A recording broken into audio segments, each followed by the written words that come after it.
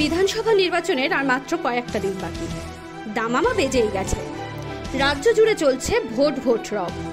শাসক দলের পূর্ণাঙ্গ প্রার্থী তালিকা ঘোষণা করা হয়ে গেছে, কিন্তু গোষ্ঠী কোন্দল থেকে রেহাই মিলছে না। আবারও প্রকাশ্যে মালদহের 46 নম্বর বিধানসভা হরিশ্চন্দ্রপুরের অভ্যন্তরীণ দ্বন্দ্ব। সংগঠনের পুরাতন কর্মীদের অভিযোগ তাদের প্রাধান্য দেওয়া হচ্ছে না।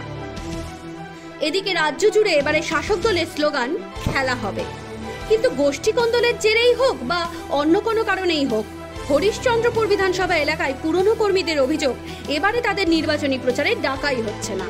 এমনকি সরিয়ে দেওয়া হয়েছে ব্লকের গুরুত্বপূর্ণ পদ থেকেও। এলাকায় যিনি প্রার্থী রয়েছেন তার তরফ থেকেও কোনো ডাক আসছে না প্রচারে নামার। রাজ্য জুড়ে বিধানসভায় খেলা হবে স্লোগান থাকলেও তাই এবার সরাসরি মাঠে নেমে খেলতে আগ্রহ পাচ্ছেন না দলের পুরনো এবং সক্রিয় কর্মীরা। তাদের বক্তব্যে জানা গেছে এবার তারা মাঠের বাইরে থেকেই হাততালি দিয়ে দলকে সমর্থন জানাবেন, কারণ খেলাতে তাদের অংশগ্রহণকে ব্রাত্য করে রেখেছে দলের ব্লক ও জেলা নেতৃত্ব। বিধানসভার শাসক দলের পদপ্রার্থী তজমুল হোসেনও, যদিও ড্যামেজ কন্ট্রোলে নেমেছে ব্লক ও তৃণমূলের জেলা নেতৃত্ব। তাদের বক্তব্য কর্মীদের মান অভিমান থাকতেই পারে, কিন্তু এটা সঠিক সময় নয়। রাগ ভাঙানোর চেষ্টা চলছে বলেই দলের নেতৃত্বের বক্তব্য, যদিও কটাক্ষ করতে ছাড়েনি বিজেপি। দেখুন, বলার কিছু নেই। এর মধ্যে গোষ্ঠীদ্বন্দ্ব বহুত পুরনোই চলছে। সম্মান কেউ পায়নি, যোগ্য সম্মান এর পূর্বেও পায়নি, আজও পাচ্ছে না, কালও পাবে না। তাই জন্য যারা নেতাকর্মীরা যুক্ত ছিল দলের সাথে তারা সবাই জানে যোগ্য সম্মান না পাওয়ার জন্য তারা এক এক করে দল ছাড়ছে। ওরা সবাই জানে যে ভারতীয় জনতা পার্টিতে গেলে কমসে কম কিছু পাক চা না পাক সম্মানটুকুটা পাবে, যোগ্য সম্মান তারা পাবে দলের মধ্যে। তাই জন্য তারা এক এক করে ভারতীয় জনতা পার্টিতে চলে আসছে। আর কয়েকটা দিন শুধু হরিশ্চন্দ্রপুর নয়, মালদা জেলা নয়, সারা পশ্চিমবঙ্গব্যাপী যে পরিমাণ ভাঙনটা হবে তাতে আপনারা স্পষ্ট বুঝতে পারবেন দলের মধ্যে আর কিছু আর থাকলো না। মানে ওরা নিজেরাই বুঝতে পারবে যে ভারতীয় জনতা পার্টি ক্ষমতায় আসতে চলেছে। আর মাত্র 2 মে ফলাফল বের হবে। এ বিষয়ে কি বলছে তৃণমূল নেতারা শুনে নেব।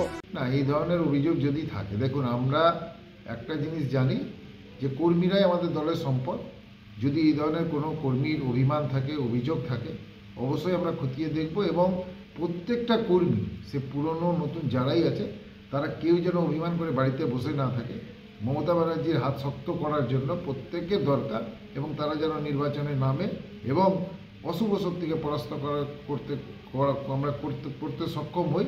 এই জন্য আমরা প্রত্যেকটা কর্মীর সাথে যোগাযোগ করবো। এই ধরনের কোনো কর্মী যদি ক্ষোভ থাকে আমরা বসে আলোচনা করে তাদেরকে নির্বাচনে কাজে লাগাবো।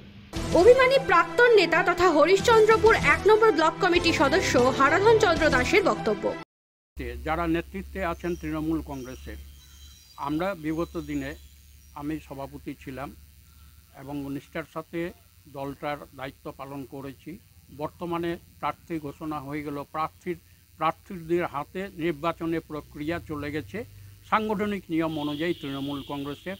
তবে প্রার্থীদের যেমন 45 নম্বর বিধানসভা হরিশ্চন্দ্রপুর 1 নম্বর ব্লকে 45 নম্বর বিধানসভা 4টা জিপি পড়ে এবং 3টা জিপি পড়ে 46 নম্বর হরিশ্চন্দ্রপুর বিধানসভা।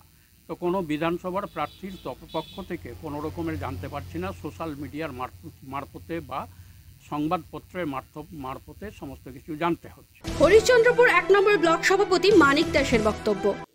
এই প্রসঙ্গে গুরুত্ব সবাইকেই দেওয়া হয় এবং কারোর মধ্যে যদি ক্ষোভ বিক্ষোভ থাকে সেক্ষেত্রে আমরা লিডার রয়েছি, তার বাড়িতে যাব এবং তাদেরকে নামানোর চেষ্টা করব। মালদা থেকে গোলাম হাবিবের রিপোর্ট, NBTV।